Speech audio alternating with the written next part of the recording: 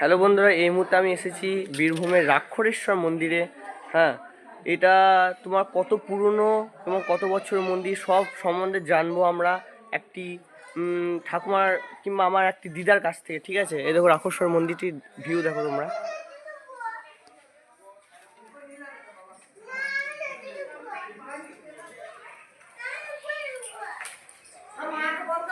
এটা বন্ধুরা, এটা রাক্ষরেশ্বরের শিব রাক্ষরেশ্বরে। কাল যেহেতু শিবরাত্রি গেছে, আজ কালকের ভিড়ের কারণে ভিডিও শ্যুট করতে পারিনি।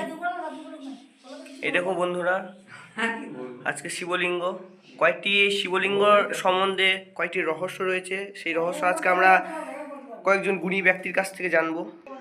তাহলে এই বাবার শিবের আবির্ভাবটা কি করে হলো? আবির্ভাবটা মানে আমরা আমার বাবার বাবা দাদুর আমার থেকে এটা একটা তৈরি হয়ে আছে। মানে কত সালে যে